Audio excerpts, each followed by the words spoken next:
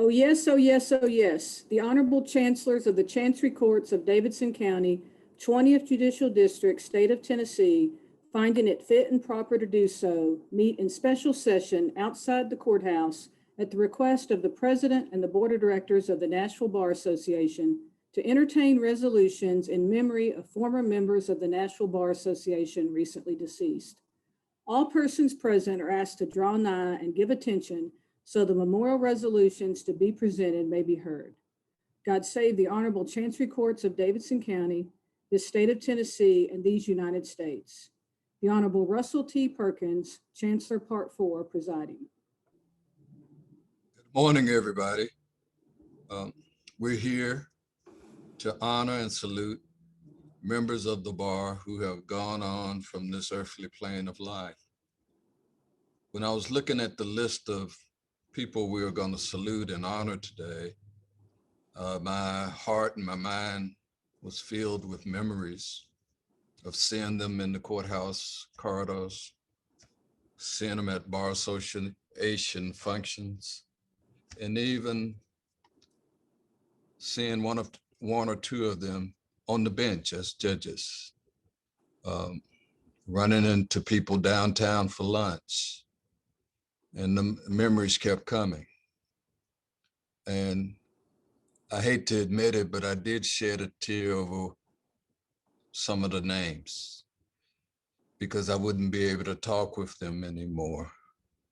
I wouldn't be able to hear them laugh anymore. But yet, you know, the memories are really good. They're sweet. And, you know, the memories can help us deal with the loss. And also the memories can help even the shedding of tears to be a little bit more warming, so to speak, if that makes any kind of sense. It is an honor for this court, with all four chancellors sitting, to be a part of this historic service. And it is our honor to come before you to pay kind of a small part. The big part is for those of you who are in the audience, those of you who may have lost a family member who's being commemorated here today, or those of you who lost a law partner or a mentor, or just a friend that you met in the course, maybe somebody who beat up on you in court and then later you became friends. That's the beauty of being a part of this profession. So we're thankful to be here. And if you don't mind, we're just going to take a moment of silent salute to quietly remember our friends and colleagues who we are blessed to honor here today. So let's just take a moment of silence and in our own ways, remember our colleagues and friends.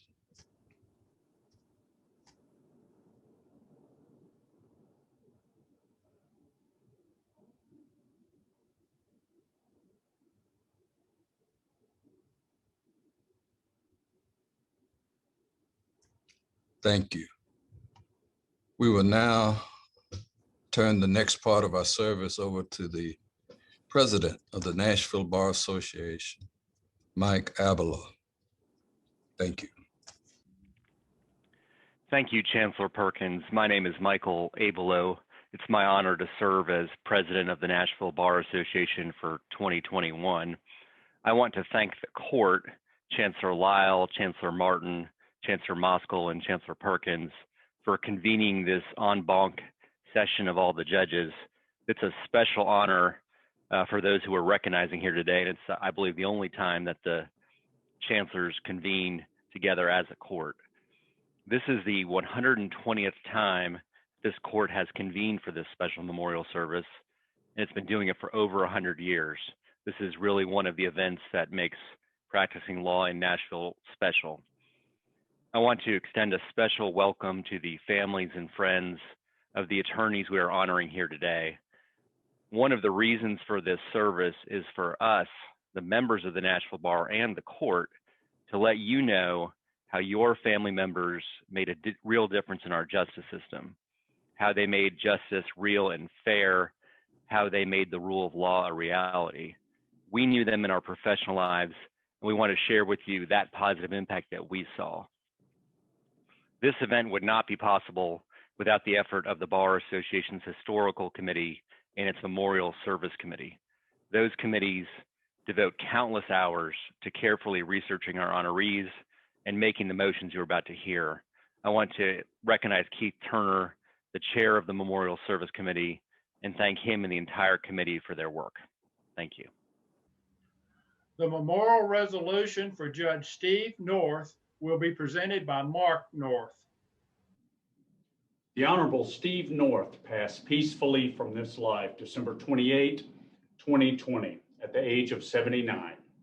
Judge North served Middle Tennessee for over 50 years as a learned judge, fierce advocate, and tireless community service. His professional life was a never-ending quest for justice, with an approach that mirrored his personal dedication to fairness, goodness, grace, and mercy. Steve North was born in Abilene, Texas, to Ira and Ava North of Lawrence County, Tennessee, and honed his quick wit and elite oratory skills throughout his childhood and early adult years. Judge North graduated from Madison High School and David Lipscomb College before working his way through Vanderbilt School of Law as a minister of the Spring Hill Church of Christ in Murray County. Admitted to the bar in 1965, North joined the firm of Howell and Fisher and practiced there until 1974, when he was elected judge of the Fifth Circuit Court at the age of 32.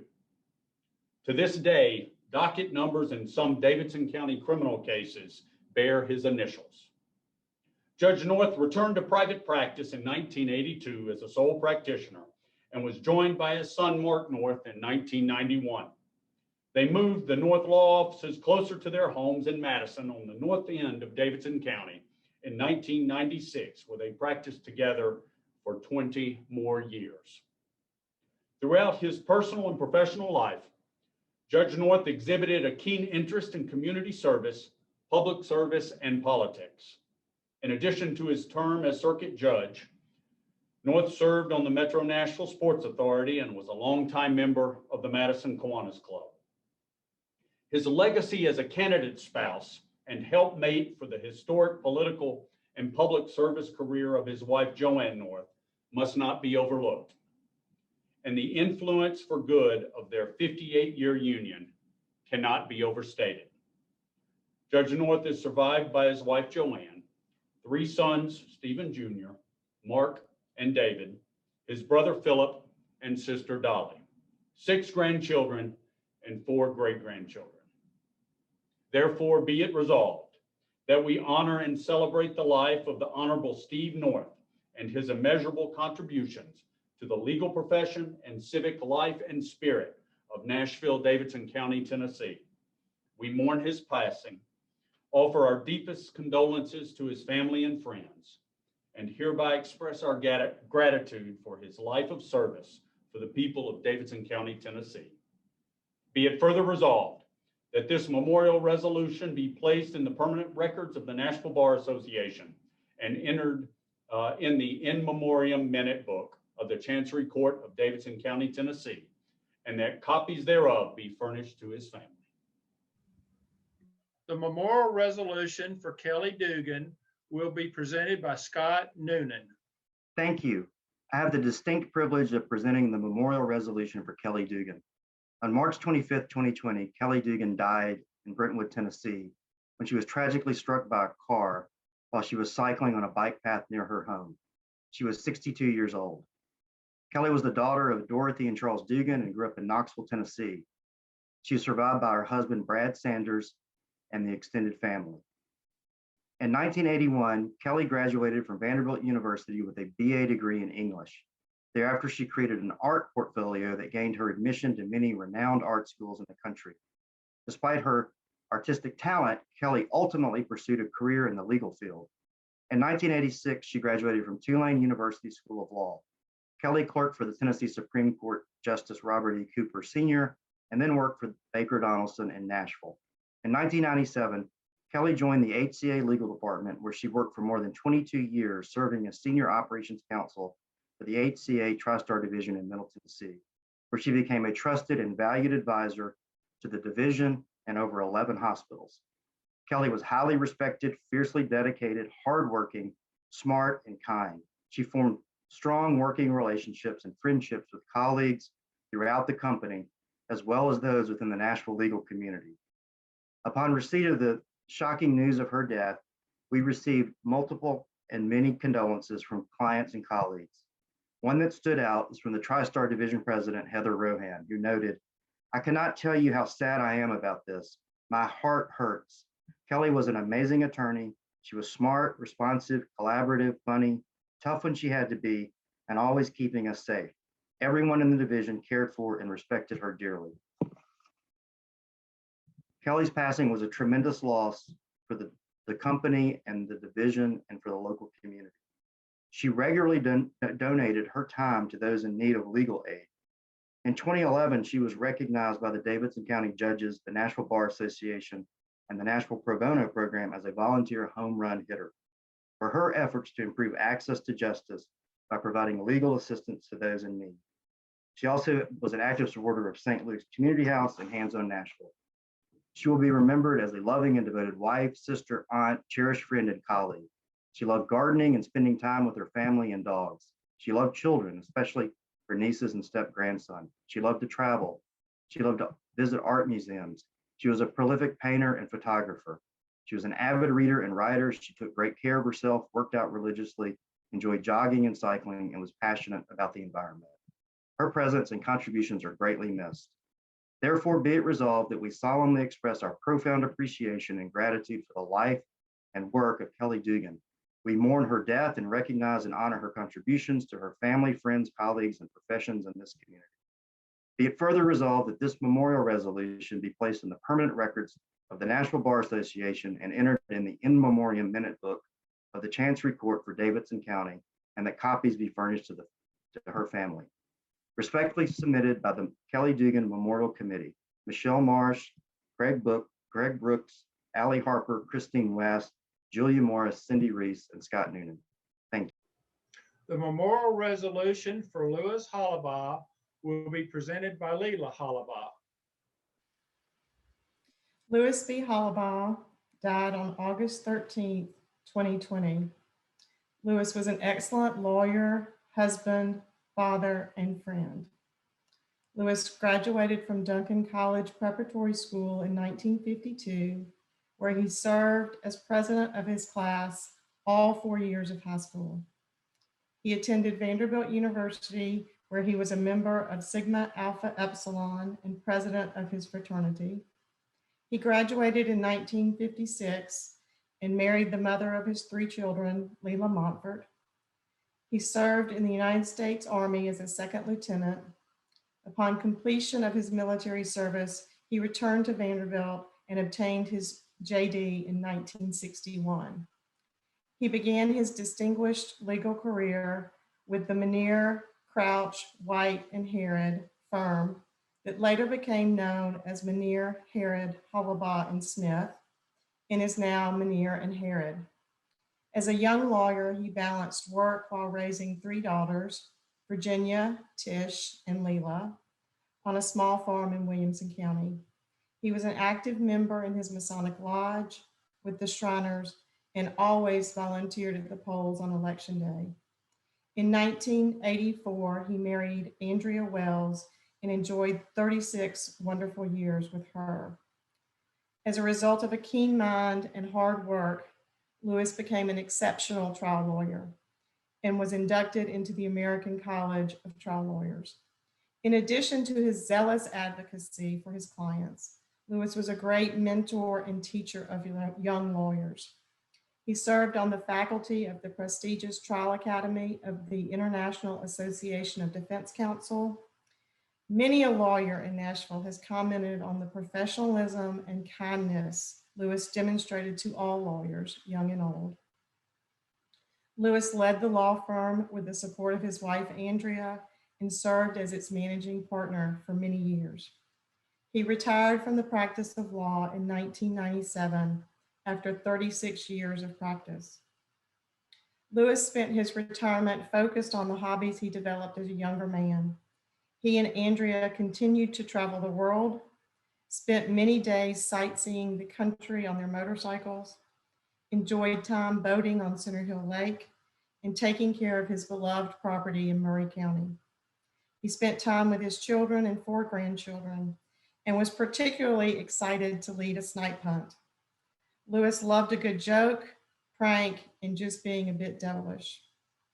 Therefore, be it resolved by the Nashville Bar Association that we remember and honor the life and work of Lewis B. Hollabaugh, who practiced law with the highest integrity, professionalism, and passion for his clients.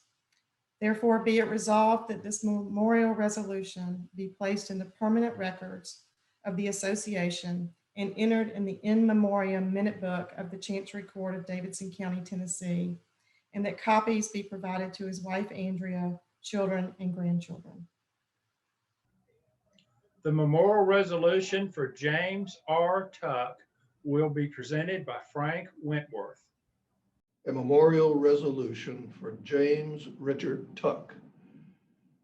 James Richard Tuck lived a rich, full life prior to his death on August 20, 2020 in Nashville at the age of 102. Jim grew up in Weakley County, Tennessee. He was graduated from Vanderbilt University in 1940. Jim was on the track and wrestling teams and was a member of Delta Kappa Epsilon fraternity. He was elected to membership in Phi Beta Kappa and Omicron Delta Kappa honor societies. Jim served as a pilot in the Army Air Corps in World War II, and he flew the, quote, hump from India to China over the Himalayas, a series of extremely dangerous flights where it was said that on a clear day, the pilot could set a course by flying over the wreckage of planes that had not made it. Jim was awarded the Distinguished Flying Cross for his courage and competence in that service. He continued to serve in Tennessee's Air National Guard until he retired as a lieutenant colonel in 1977. After World War II, Jim studied at Vanderbilt Law School, where he led his class and was awarded the Founders Medal. He also served as student body president. Jim served as Associate General Counsel at the National Life and Accident Insurance Company and as General Counsel to WSM and Opryland. While at National Life, Jim was elected and served 3 terms as a council member of the Metropolitan Nashville Council, whose Budget and Finance Committee he chaired for 12 years. Jim was an instructor at the National School of Law from 1953 to 1984, and hundreds of students, including Frank Wentworth, a proud signatory to this resolution, greatly benefited from Jim's knowledge and expertise. He took a keen personal interest in all his students. Jim and his wife, Ann, were longtime members of West End United Methodist Church. Jim served on the West End Methodist Church Board of Trustees. Jim and Ann also served as lay delegates to the Tennessee Methodist annual conferences. Jim was predeceased by his wife of 57 years, Ann, who is also a Vanderbilt graduate. They did a fine job of parenting and are survived by their daughters, Ann and Mary, and by their son, James. and also by their grandchildren. While at National Life, Jim trained young lawyers in the practice of law and in doing the best right things. Those young lawyers are not so young anymore, but are better lawyers and better people for having been associated with Jim Tuck. Therefore, be it resolved by the Nashville Bar Association that we honor the life and the work of our friend, James Richard Tuck. Now, therefore, we, the undersigned members of the committee designated to memorialize the life and memory of James Richard Tuck, respectfully make motion to this honorable Chancery Court for the 20th Judicial District of Tennessee, that this resolution be accepted and spread upon the pages of the in memoriam book, kept for that purpose, to the end that the memory of our friend and our colleague will forever be perpetuated in the permanent record of the profession that he served is so long and so well. This, the 27th day of May, 2021, signed by Dan H. Elrod, Robbins H. Ledyard, Rex H. Roberts, and Francis M. Wentworth, Jr. The memorial resolution for George Cate will be presented by Dewey Brandstetter. On rare occasions, our profession has been blessed to have someone of extraordinary talent grace us with their presence.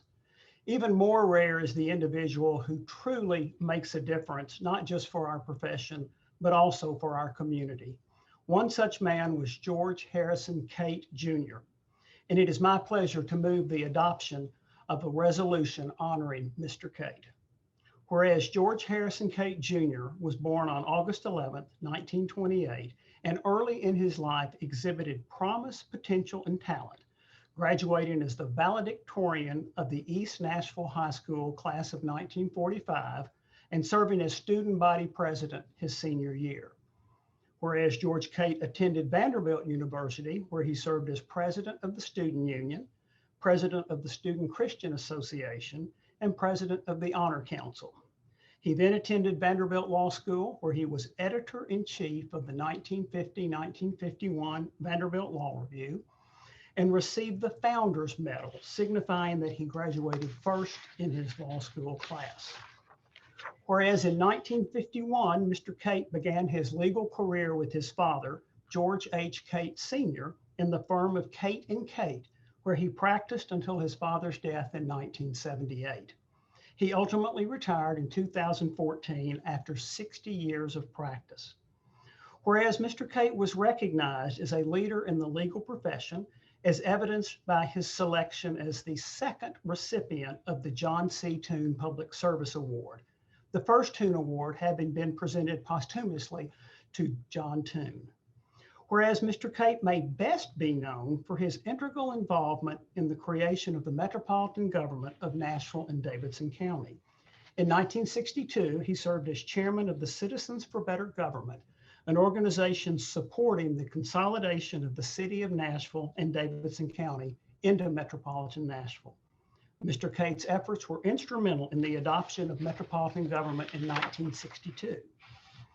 Whereas after the adoption of the metropolitan government, Mr. Cate was then elected the first ever vice mayor of Metro Nashville, serving in that position from April 1st, 1963 until January 1966. Whereas Mr. Cate thereafter remained a dedicated public servant, serving as a member of the Metropolitan Nashville Board of Public Education from 1976 to 1982. He served as chairman of the Board of Education in 1981 and 1982, leading the school board during the difficult time of desegregation. Whereas throughout his life, Mr. Cate was dedicated to the betterment of metropolitan Nashville, serving as a member of the Historical Commission for many years. He served as chairman of the Metropolitan Tree Board for 13 years, and he co-chaired the committee that planned and directed the 50th anniversary of the metropolitan government in 2013. And whereas Mr. Cate was also involved in many other professional and civic organizations, too numerous to list here today. Whereas in addition to practicing law and serving his community, Mr. Cate was also an active member of the West End United Methodist Church, where he was chairman of the administrative board, a delegate to several Methodist General Conferences, and chancellor to the annual conference. But he was best known to his fellow churchgoers for teaching Sunday school classes for many years. Whereas in addition to everything else he did, Mr. Cate was first and foremost a family man. Married to Carolyn Ward Bass for 40 years, from 1949 until her death in 1989. The Cates are survived by their 4 children, Carolyn Cate James, Catherine Cate Sullivan, Emily Cate Tidwell, and George Harrison Cate III, all of Nashville. He is also survived by 4 grandchildren, Cate Tidwell McLean, Blythe Cate, Warner Tidwell, and Crom Tidwell IV, and 1 great-granddaughter, Annie Cate McLean. Whereas Mr. Cate may best be remembered as a sincere and humble man who always had a genuine smile on his face and a kind word on his lips. He served his fellow man with great humility, honesty, and altruism. Now, therefore, be it resolved that the Nashville Bar Association honors the life, work, and legacy of George Harrison Cate Jr. and mourns in the passing of his wisdom, perspective, courage, and dedication to the Nashville community. The Nashville Bar and the citizens of Nashville have all been the recipients of Mr. Cate's dedication to his profession and to his community. Nashville is a better place because of Mr. Cate. Rest in peace, good and faithful servant. Be it further resolved that this memorial resolution be placed in the permanent records of the Nashville Bar Association and entered in the in memoriam minute book of the Chancery Court of Davidson County, Tennessee, and that copies thereof be furnished to his family. Respectfully submitted this 27th day of May, 2021. Tracy Shaw will be presenting the memorial resolution for Judge Bob Laws. I have the distinct privilege of presenting the memorial resolution in behalf of Robert C. Laws, also known as Judge Bob Laws, who passed away in August of 2020 at the age of 85. Bob grew up in Elizabethton, Tennessee, but was a resident of Nashville and Franklin for most of his life. His early years were marked by his athletic prowess and his leadership abilities. He served as captain of the high school football team and was both vice president and president of his junior and senior classes. To this day, he remains a member of the High School Hall of Fame and also the Carter County Athletic Hall of Fame. Because of his athletic prowess, Bob was awarded a football scholarship at Vanderbilt University and was a member of Vanderbilt's very first bowl game. He was a member of the defense that helped win the 1955 Gator Bowl over Auburn. He was both team captain and a 2-time All-SEC performer in 1956 and 1957. He received multiple offers to play professional football, but chose to go to law school instead while he worked in a coaching position at Vanderbilt. In addition, Judge Laws was a distinguished military student, participating in the Vanderbilt Army ROTC program. He was awarded numerous awards for his abilities. He served in active duty from 1958 through 1960 and was honorably discharged as a first lieutenant, and thereafter served in the Army Reserves until he was honorably discharged in 1971 with the rank of captain. Judge Laws went to Vanderbilt Law School and graduated in 1962 and practiced in his hometown for a couple of years before he accepted a staff position as an attorney with the Department of Agriculture. He also served as the executive director of the Governor's Advisory Commission on Consumer Protection. He worked with both governors, Ellington and Dunn, to start up and draft consumer protection policies within the Department of Agriculture and several other departments to protect Tennessee consumers. In 1974, Judge Laws was appointed as an administrative law judge with the Office of Hearings and Appeals for the Social Security Administration and served in that capacity for many years until his retirement. During his tenure as judge, he conducted hearings throughout the United States when the Social Security Administration needed his help. He was a member of the Nashville Bar for 57 years and was considered one of the finest Social Security judges in Tennessee. In his personal life, Judge Laws was an avid golfer and enjoyed traveling with his wife, Janice. He really loved his family and loved being with his friends.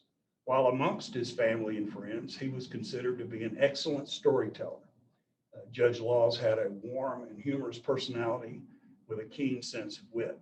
He is sorely missed by his wife of 63 years, 4 children, 10 grandchildren, and 7 great-grandchildren. Therefore, may it please the court, be it resolved by the Nashville Bar Association that we will honor the life of Robert C. Laws and mourn his passing. Be it further resolved that this memorial resolution be placed in the permanent records of the Nashville Bar Association and entered in the in memoriam minute book of the Chancery Court of Davidson County, Tennessee, and that copies be furnished to his wife and children. Thank you. The memorial resolution for Judge Thomas A. Wiseman, Jr. will be presented by Clisby Hall. May it please the court. Thomas Anderton Wiseman, Jr., born in 1930 in Tullahoma, Tennessee, died March 18, 2020 at age 89. After receiving his BA and JD degrees from Vanderbilt University and serving for 2 years in the Army, Tom began the practice of law in Tullahoma in 1956. Before ascending to the federal bench, Tom's notable career in state politics included serving as a representative in the Tennessee House of Representatives, chairman of the Democratic Caucus, state treasurer, and in 1974, a candidate in the Democratic primary for governor. After that election, he returned to the practice of law, forming the firm of Chambers and Wiseman. In 1978, Tom was appointed United States District Judge for the Middle District of Tennessee upon nomination of President Jimmy Carter. He served as Chief Judge of the district from 1984 to 1991. Among his many significant cases during his 33 years on the bench, Judge Wiseman presided for 25 years over the desegregation cases, both for Nashville schools and Tennessee higher education. Tom loved to teach. He taught trial advocacy for both the National Institute of Trial Advocacy and for Vanderbilt Law School, from which he received the Award of Distinguished Service. His expertise was even sought abroad. Under the aegis of the U.S. State Department, he served as a consultant to the judiciary of Brčko, Bosnia. Judge Wiseman's teaching and generosity extended to a group of more than 60 young law graduates who served as his law clerks. We relished in and recorded his colorful quotations, which included, "I'm dipping into that big bucket of equity sitting by the bench, and I rely on my gut as a great source of precedent." Judge was fiercely loyal both to his clerks and to his court staff, and he had a lifetime impact on all those fortunate enough to have worked with him. For 63 years, Tom was married to his beloved wife, Emily Matlack Wiseman, with whom he enjoyed cooking and traveling. Tom is survived by son Thomas A. Wiseman III, a member of the Nashville Bar, Mary Wiseman Rochester, and Sarah Emily Wiseman, daughters, 7 grandchildren, including Allison Wiseman Acker, a member of the Nashville Bar, and 3 great-grandchildren. I move the court to accept the more detailed written memorial resolution to honor the life and work of Thomas A. Wiseman, Jr., and mourn in his passing the loss of a brilliant mind and public servant whose generosity and zest for life touched so many.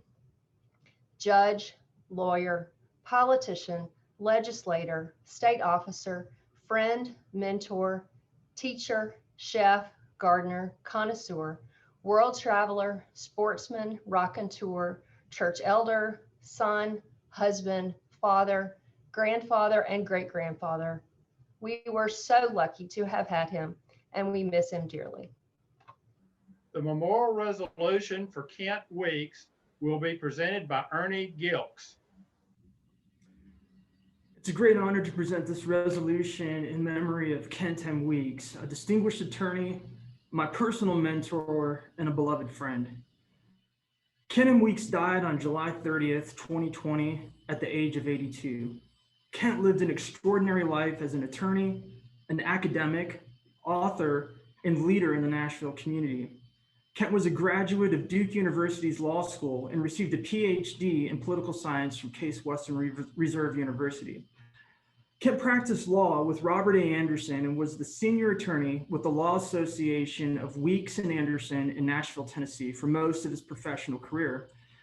Kent's law practice focused primarily on higher education. He consulted with colleges and universities throughout the United States and even served as general counsel to Africa University in Zimbabwe for more than 20 years.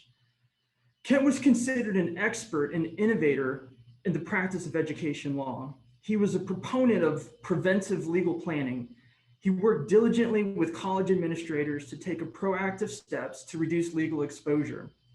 Kent had the ability to translate complex and confusing legislation and precedents into practical and systematic approaches to institutional compliance. Kent wrote multiple books and published over 60 articles and papers on subjects of education law and policy. In addition to practicing law, Kent was active in many community and civic organizations. For example, Kent chaired the first elected school board for Nashville-Davidson County.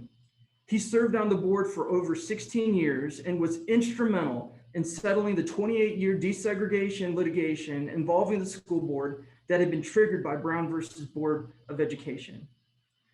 Kent was also a professor at Vanderbilt University's Peabody College for 25 years, where he taught courses in public policy and education law. Kent loved to travel and explore, whether scuba diving in the coral reefs off the coast of Belize, biking across the French countryside, or hiking the summit of Mount Kilimanjaro. Kent was ready for adventure. However, Kent's greatest passion was his family. He loved and adored his wife, Karen. He always looked forward to spending quality time with his 3 children and 6 grandchildren. His office was adorned with many pictures of his family, and it was very clear that his family was loved and treasured. Therefore, be it resolved by the National Bar Association that we honor the life and work of Kent M. Weeks and mourn his passing and remember his contributions. Kent has truly left our community better than before.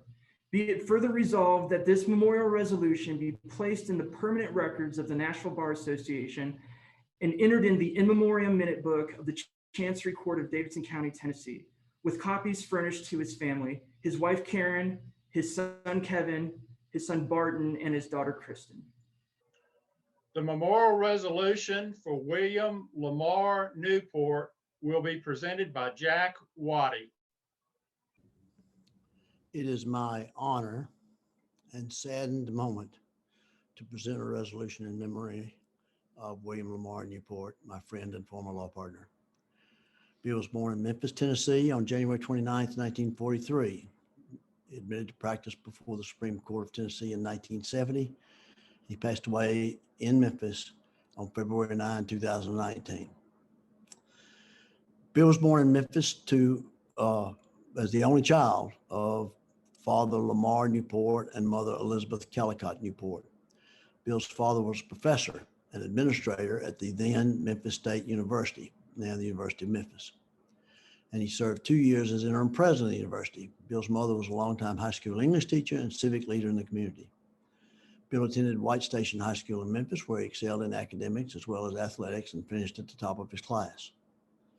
From there, he matriculated to Harvard University in Cambridge. While in his senior year at Harvard, he married Sarah Marie Mendelson and then returned to Tennessee after graduation from Harvard to study law at Vanderbilt. At Vanderbilt, Bill was a member of the Law Review and on the Vanderbilt Moot Court team. Upon graduation from Vanderbilt Law School in 1970, Bill accepted a clerkship with the Honorable Frank Gray, Chief Judge of the United States District Court for the Middle District of Tennessee. It was during this clerkship that he met me, his future partner, who was a law clerk to Judge Harry Phillips, Chief Judge of the United States Court of Appeal for the Sixth Circuit.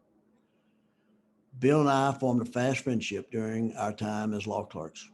We spent our spare time in Judge Gray's courtroom, observing trials, or in Judge Gray's chambers, listening to him as he regaled us with great stories.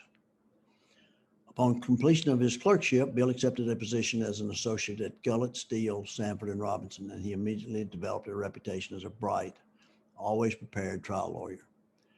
He focused on the practice of bankruptcy law and served as counsel for both debtors and trustees appointed to oversee the estates of debtors. Bill also handled criminal cases and was a referral of choice for the likes of Jim Neal and Aubrey Harwell, Al Knight, Bill Willis, and Vince Webby, and others. When there were multiple defendants, it could not be represented by the same lawyer or other conflicts. Bill's success in criminal matters resulted in criminal defense becoming a significant portion of his practice. However, it was his handling of the civil cases that he excelled. Bill had a charming way with the jury, never got flustered, and very seldom got caught off guard. One of Bill's stellar skill sets was preparing bills to his client. He was infamous for preparing bills that often consumed as many pages as the brief for which he was charging a fee. Bill covered every detail of his work, saying frequently, if there was one thing that your client will read, it is his bill. He lectured his partners and associates that the bill was the opportunity to tell your clients every detail of all the good you have done for them. Bill's clients couldn't help but believe they had gotten their money's worth after they reviewed one of his bills. One billing story he often told about himself was the time he realized an especially fine outcome for an important institutional client had been achieved with relatively little time and effort. The typical Newport billing opus was not an option. The atypical bill he sent read simply $5,000 for services rendered. A few days later,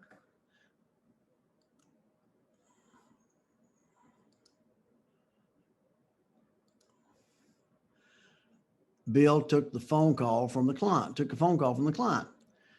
Bill, I'm going to tear up this invoice, said the House counsel. I can't pass it on to my superiors. They won't believe you are a good lawyer if you don't charge enough.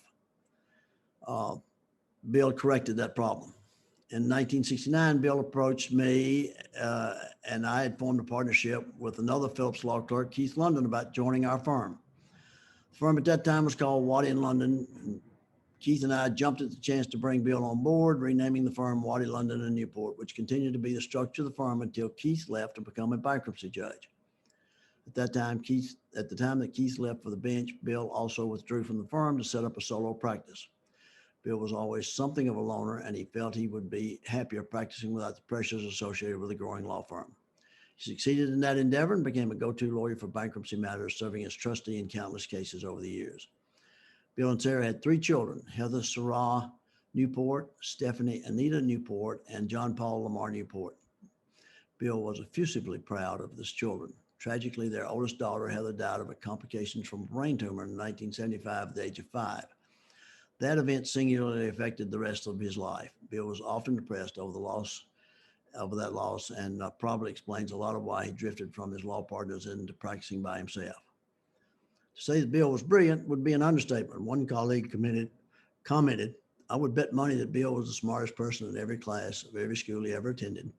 I know he was at the Vanderbilt Law School class of 1970. He was an outstanding lawyer, a force to be reckoned with. Those that dealt with him were well aware of his amazing skills. What some might not appreciate was Bill's unselfishness and his appreciation for the work and contributions of others, from workers in mundane jobs to colleagues, to those positions of great power and responsibility. He saw the good in others and celebrated it loud and in deed. The loss of his daughter probably robbed Bill of a measure of success that he would have otherwise achieved. Bill's daughter, Stephanie, followed in his footsteps and is an attorney in Los Angeles. She has 3 children, Isabella, Dylan, and Charlotte. Bill's son, John Paul, is a urologist in Knoxville, Tennessee, and has a daughter, Chloe. Bill was incredibly proud of all 4 of his grandchildren and loves them immensely. Later in life, Bill was seriously interested in exercise and spent untold hours in his home gym. His bodybuilding success was well known, but in typical Bill Newport fashion, he may have overdone it to the point of causing knee and back problems that he suffered with for many years. Bill retired from the practice of law in 2001. 2014, he and Sarah amicably parted. Bill moved back to his home in Memphis where he resided until his death. Bill passed away on February 9, 2019 from congestive heart failure with little fanfare on his own terms as always. Bill will be remembered by all who knew him as a personable, fun, humorous intellectual. His children and grandchildren miss him more than they thought possible. Be it therefore resolved that this resolution be adopted by the Nashville Bar Association and be inscribed upon the minutes of the memorial books of our association, submitted this 15th of March or 29th of May, 2021. Respectfully submitted, Jack Waddy, Keith London, and Jim Sanders. The memorial resolution for Livingfield Moore will be presented by Tom White. It is my distinct privilege to read this memorial resolution for Livingfield Moore. Whereas Livingfield Moore left this world on January 19, 2021, having lived a full, blessed, and productive life, persevering through and enduring a lengthy illness. Throughout it all, he was disciplined, well-educated, well-read, never pretentious or ostentatious. Born to native Nashville parents, E. Livingfield Moore and Ellen Stokes, in July of 1926, Livingfield Moore was a gentleman and a scholar. He believed in being workmanlike and was fiercely devoted to his family, both those who came before him and to those whom he leaves behind. Mr. Moore's ancestors were extremely instrumental in the history of Nashville and the state of Tennessee, and were involved in the purchase of land upon which the state capitol was built, the organization of the centennial celebration for the state of Tennessee, and were involved in leadership of the National Bar Association. Mr. Moore graduated from Vanderbilt University and Vanderbilt Law School. He was a devoted horseman and animal husband, but was always in his heart and life a committed farmer. He met the love of his life, Agnes Stokes Ford, in 1952, and they married in 1957. They devoted their lives to each other and their families, with principal focus on River Grange Farm and the arcade in downtown Nashville. Mr. Moore was always committed to the public good, extremely well recognized in the community, was extremely intelligent and kind and gracious to everyone. He is survived by his daughter, Ellen Livingfield Moore, and two grandchildren, Stokes Donovan and Nicholson Donovan. Therefore, be it resolved by the National Bar Association, we honor the life, work, and legacy in his passing, the loss of a keen mind and family commitment that cannot be replaced. Be it further resolved that this memorial resolution be placed in the permanent records of the association and entered into the in memoriam minute book of the Chancery Court of Davidson County, Tennessee, and that copies thereof be furnished to members of his family, his daughter Ellen Livingfield Moore, and two grandchildren, Stokes Donovan and Nicholson Donovan. This, the 27th day of April, 2021, this was approved for entry by me and by Ann Cargyle. Thank you for this privilege. The memorial resolution for Elaire Carson will be presented by Aubrey Harwell. Elaire Urban Carson died on January 24, 2021. She was a distinguished lawyer with an outstanding legal career in government, private practice as corporate counsel, and as a professor. It is my distinct honor to present this memorial resolution for her. She's a former law partner and a good friend. Whereas Elaire Carson joined James Neal and Aubrey Harwell in forming the law firm of Neal, Carson, and Harwell, predecessor to Neal and Harwell. She was the first woman to be a partner in any Nashville law firm and the first one to be a named partner in any firm in the state of Tennessee. Elaire earned her law degree from Yale Law School and began her career with the United States Department of Justice, followed by RCA Corporation General Counsel's Office. She moved to Nashville with her husband, Dr. David Carson, who was then president of Vanderbilt Children's Hospital. She served as general counsel for Performance Systems, a successor to Minnie Pearl Fried Chicken. Following her work with Neal and Harwell, she served as general counsel for Aladdin Industries, working with her longtime friend and Aladdin chairman and president, Victor Johnson, father of Torrey Johnson, our former DA. Ultimately, she went to Vanderbilt Law School and became the first female tenured professor. Elaire graduated from Wellesley College and Yale Law School. She was the first woman partner to Hodgson, Russ, Andrews, Woods, and Goodyear. Her civic accomplishments included serving as president of the board of directors for the Visiting Nurses Association in Buffalo, New York, and as a member of the board of directors of Planned Parenthood of Nashville.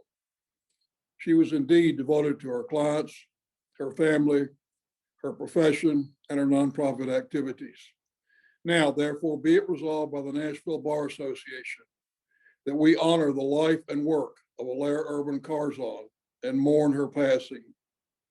We recognize her caring spirit, her dedication to the profession, and her outstanding legal and teaching abilities. Be it further resolved, this memorial resolution be placed in the permanent records of the association and entered into in the in memoriam minute book of the Chancery Court of Davidson County, Tennessee, with copies to be furnished to her two children, David T. Carson Jr. and Elizabeth Urban Carson, this April 2021. The memorial resolution for John Link will be presented by P.K. Bramlett. John Banks Link III. It's indeed an honor to be asked to memorialize my good friend. I miss his smile. I will continue to try to emulate his approach to the law practice, and I cherish my times with him. John Banks Link III was a lawyer, a gentleman, and a friend. Born in Waverly, Tennessee in 1938, died in 2019 at the age of 81, having moved in retirement to LaGrange, Georgia. John was survived by his wife, Carol Evans Link, his son, John Banks Link, his daughter, Evans Link Elaire, and 4 grandchildren. John loved the law, but never let it possess him. First and foremost, he was a family man. Secondly, he was a religious man, but never wore his religion on his sleeve, but lived it in his everyday life. We shared office space together for some years, and we, all of us who shared office space with him, all thought because of the way we were treated by him that we must be his best friend, because that's how he treated everyone. But we knew truly deep down that his best friend was Dr. Charles McAlvin, his longtime fishing buddy and his pastor at Christ Presbyterian Church. They took many, many fishing trips together and even took week-long camping and fishing trips together. And I think John knew I was all right for an afternoon of fishing, but I probably wasn't qualified for that week-long camping trip. John received an engineering degree first from the University of Tennessee, and then a law degree from the Nashville School of Law. He loved to describe himself as a country lawyer who just happened to live in the city, but he never forgot his roots. He was a generalist in the practice of law, in that he would try a divorce case one week, personal injury case or products liability case the next week. He'd take tedious depositions, and they were all done well. He was a true master of preparation for depositions. He would study documents in some business cases or products cases for hours upon hours. And then when he deposed a party or a witness, they found out very quickly that John probably knew the documents better than they did. His efforts to help others were legendary, but never publicized by John. He spent so many nights with the NBA Dial-A-Lawyer program that you couldn't count them. He was an Army veteran, so he had a special place for veterans in his heart. He gave more than 5,500 volunteer hours at the Veterans Administration Hospital in Nashville, and they kept track of volunteer hours, and he gave many, many more hours than any volunteer in history. Give you an example of how he wanted to help others. When he was recovering from cancer and was going a couple of mornings a week for cancer treatment, he insisted on coming to Winchester, Tennessee, where I have a home, to install drywall of all things, never considering himself, but always wishing to help others. It's an honor to speak on his behalf today. And now I move the court to enter this resolution in the official minutes of the Chancery Court of Davidson County, Tennessee, and that copies be furnished to his family. Thank you very much. The memorial resolution for Bill Bozeman will be presented by Rob Wheeler. It is my honor, and it is with a broken heart, that I present the memorial resolution in honor of William T. Bill Bozeman. Bill Bozeman was born on August the 20th, 1946. He passed from us on December the 18th, 2020 at the age of 74. He grew up in Goodlettsville and graduated from Goodlettsville High School in 1964. He later graduated from the University of Tennessee, and after that from the Nashville School of Law. While he was a student at the Nashville School of Law, he taught school, and upon his graduation from law school and being licensed to practice law, he practiced with Kirk Waite. And Kirk Waite and he practiced for a number of years, and then they formed the firm of Stevenson, Lackey, and Waite. Bill was with them for 8 years, and then he went into the land title law business with various title insurance companies. And at one point was the vice president and area manager of Fidelity National Title Insurance Company, where he was responsible for the title operations in 5 states. His last position was state manager for United General Title Insurance Company. And from 1988 to 1989, he was the president of the Tennessee Land Title Association. Bill had the opportunity to supervise several employees in his career, and he made them all feel like it was a family environment, everyone pulling in the same direction, and was quite a successful human relations manager. But the most important thing in Bill's life was his family. His beloved wife, Arlene, formerly a country music star with her family, had performed on the Grand Ole Opry several occasions. He had 2 daughters, Jennifer and Amy, and unfortunately, there is a memorial resolution in this association and spread on the minutes of this Chancery Court in Davidson County for Jennifer Bozeman, who passed from us, I think, in 2008, and she was an attorney for the Metropolitan Department of Law for Nashville and Davidson County. He is survived by his daughter, Amy, and her husband, Greg, and his beloved granddaughter, Kate.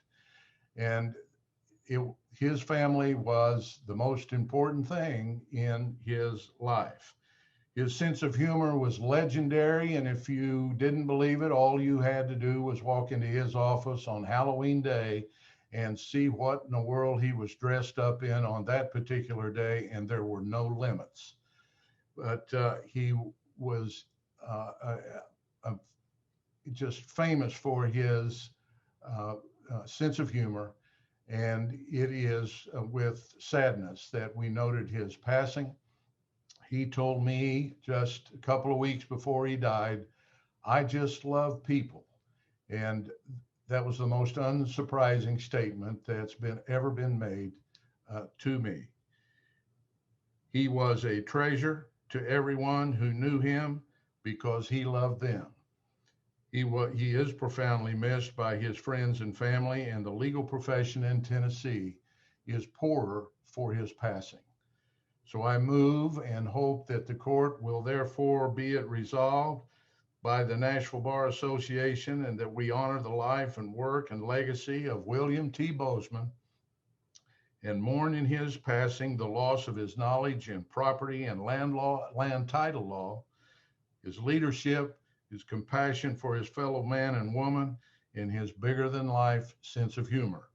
And be it further resolved that this memorial resolution be placed in the permanent records of the association and entered in the in memoriam minute book of the Chancery Court of Davidson County, Tennessee, and that copies be furnished to his family. Thank you for this honor. The memorial resolution for John Hayworth will be presented by Bob Walker. I'm Bob Walker of the Nashville Bar. John Hayworth was my law partner for almost 30 years. He was an excellent lawyer, a wonderful human being, and a very close friend. I am very much honored to present the memorial resolution for John Clinton Hayworth. On September 8th, 2020, the Nashville Bar lost one of its most respected members when John Clinton Hayworth passed away at the age of 52. He was born December 10th, 1967 in Memphis. John spent his formative years on Penrose Farm in Knoxville. Starting at a young age, he worked every aspect of the farm, including caring for the numerous horses, driving the equipment, the tractors and the trucks, and breaking the first ice off the watering troughs. John first developed his lifelong love of the great outdoors on the farm, especially a love for hunting and fishing. During high school, he attended Westminster School in Simsbury, Connecticut, a place and time that John held very dear to his heart. After graduating from Colby College in 1990, John moved to Nashville to attend Vanderbilt University Law School. He earned his degree in 1993 and was a member of the Order of the Coif. After completing a year as a federal district court clerk for the Honorable Julia Gibbons, John entered private practice in Nashville. He engaged in a long and successful litigation practice at Bassberry and Sims, and then at Walker, Tips and Malone, and finally at Butler Snow. A well-respected litigator, he brought a quiet and determined approach to each case. His exceptional mind and thoughtful judgment were widely appreciated by his clients and his collegians. John also was incredibly generous in granting opportunities and devoting time to mentoring young lawyers. His partners benefited greatly from his wisdom and judgment, tremendous hard work and dedication, but even more from his good company and loyal friendship. A community leader, John served on the boards of Harding Academy, the Economics Club of Nashville, and Cheekwood Estate and Gardens.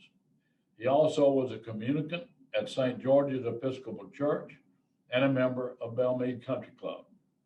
Most recently, John taught undergraduate business law at Belmont University.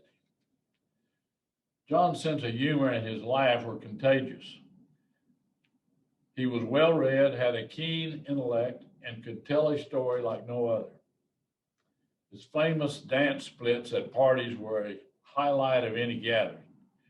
John's gentle spirit, quick wit, and devotion to his beautiful family and loyal friends will be missed and remembered.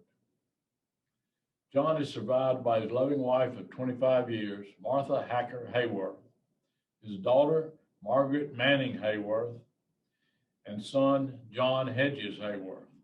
He is also survived by his mother, Christine Goodman Hayworth, and sisters, Leslie Johnson, Catherine Hayworth Sims, and Debbie Hayworth, as well as his in-laws, Margaret and Larry Hacker, and brother-in-law, Jim Hacker.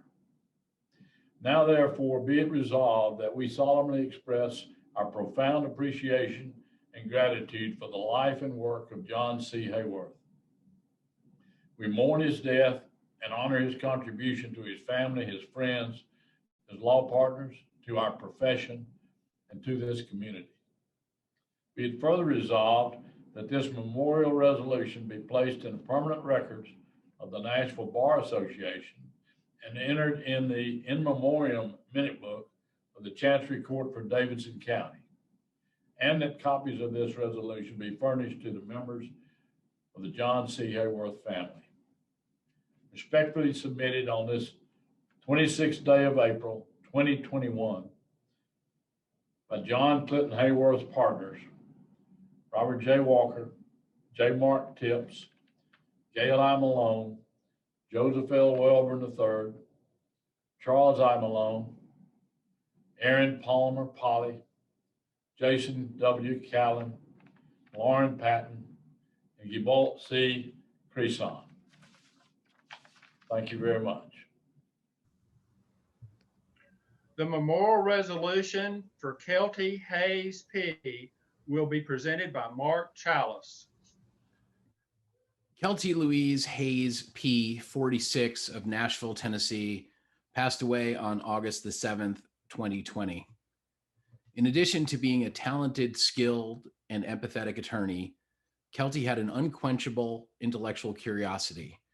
An engaged and complex person, Kelty was as comfortable sitting alone with a book as leading a group of friends in spirited debate, always punctuated with uproarious laughter.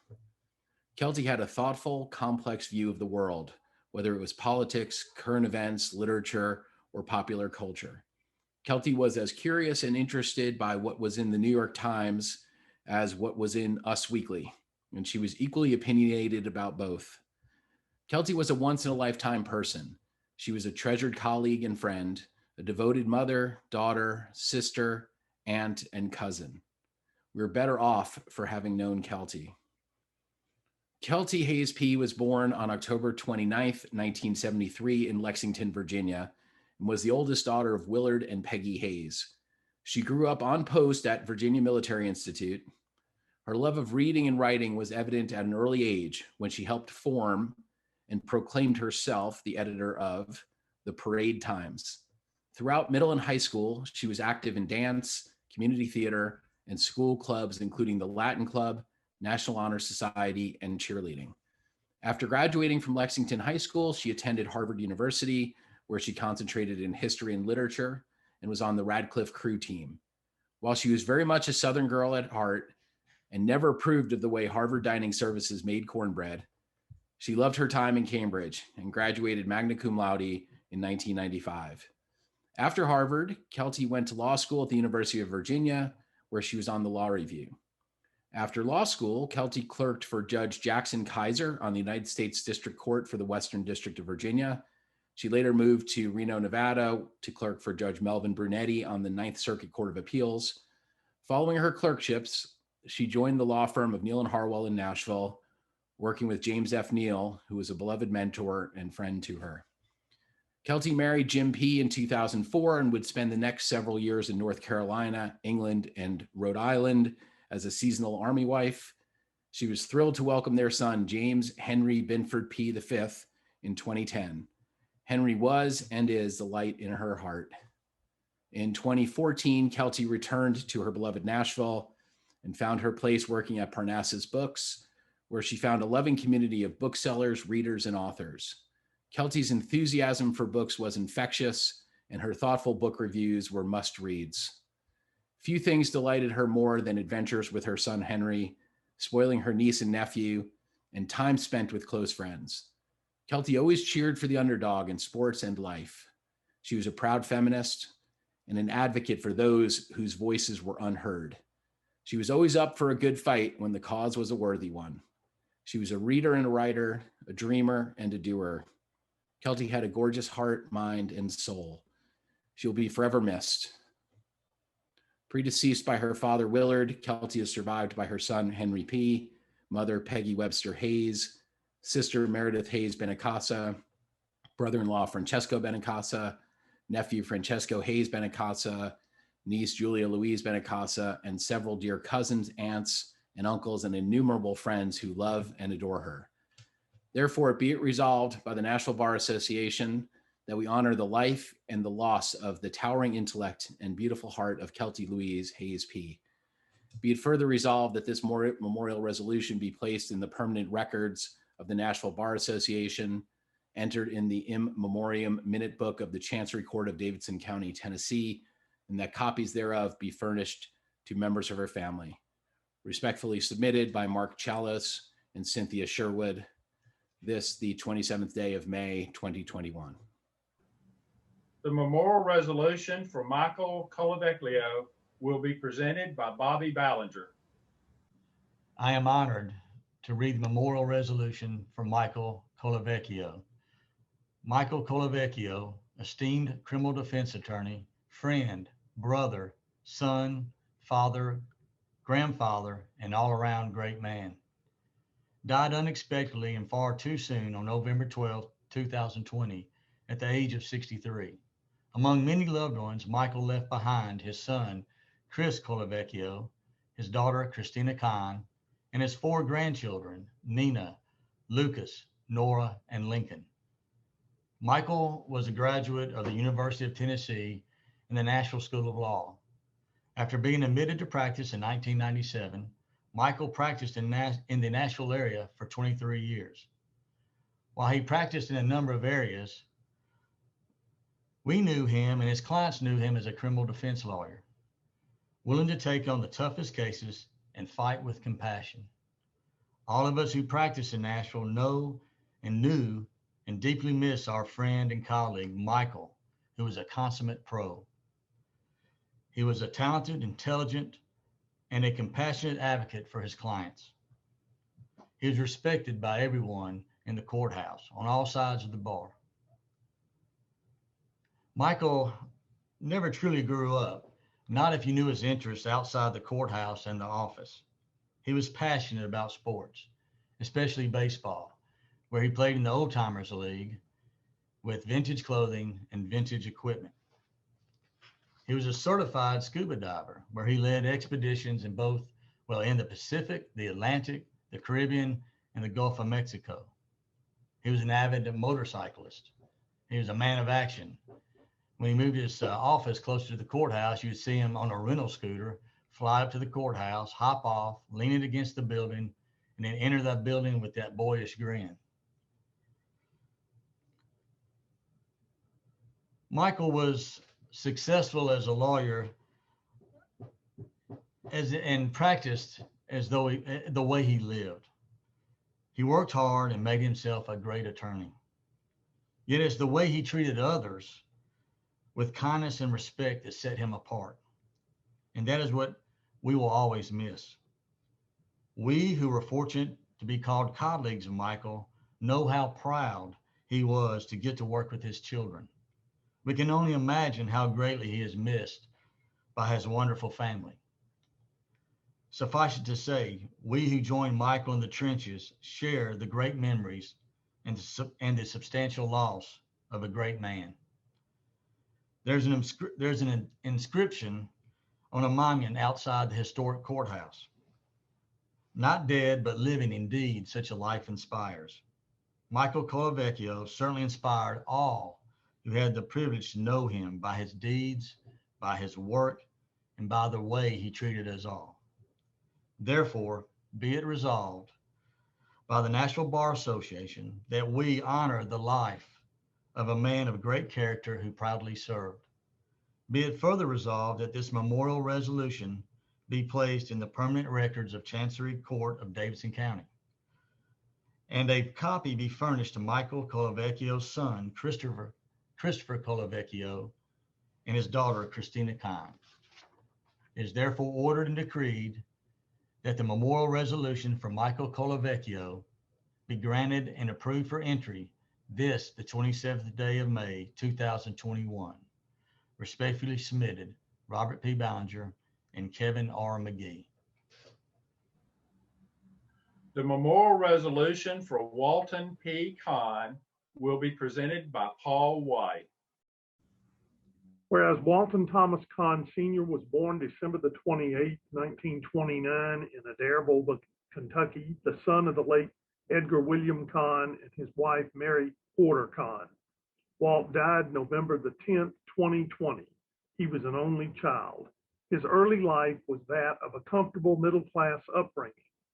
After attending Adairville schools through the 8th grade, he attended and graduated from Castle Heights Military Academy in Lebanon, Tennessee.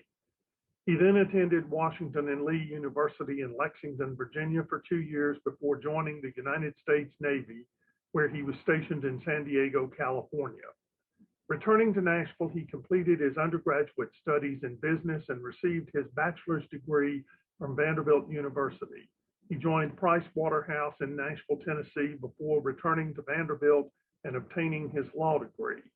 He was retired from the Sunday School Board of the Southern Baptist Convention, now Lifeway Christian Resources, where he spent most of his career as a corporate attorney.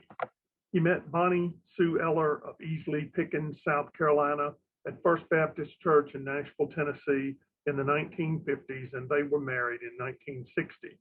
She survived him but died April the 16th, 2021. Also surviving are two sons, Walt Thomas Kahn Jr. and his wife, Alicia of Auburn, Alabama, and Joe Ed Kahn and his wife, Michelle of Nashville, Tennessee. 4 grandchildren, Katie, Emily, and Carolyn of Auburn, Alabama, and Ethan of Nashville, and his first cousin and close lifelong friend, Lucy Moore Carroll of Nashville, Tennessee. Walt was most proud of the heritage of his family farm outside Adairville, Kentucky, designated as a Kentucky historical farm, and he visited there as often as time would permit. His family ties to the area were deep and of long duration. His great-great-grandfather, Notley Kahn, came to Logan County, Kentucky in 1835. Walt was a gentleman farmer and went to the Adairville farm almost every Saturday as long as he was able to drive. It was indicative of his humility that he never regarded the farm as exclusively his. For all of them, the relationship with the tenants was always more important than the income. This epitomizes Walt Kahn's life. The relationships were always of paramount importance. He was a member of Emmanuel Baptist Church in Nashville for 53 years, where he served as a deacon and in a number of other capacities. At the time of his death, he was serving as an honorary deacon. He loved the study of history and was a member of a number of historical societies, including the Sons of the American Revolution and the Kentucky Historical Society. He was an avid fan of Vanderbilt University basketball and had been a season ticket holder since 1968. He was very attentive to detail in all that he did. One never attends these memorial services without being struck by the depth and range of interests, activities, and community service attendant to the careers of lawyers. Walt never became a slave to the law.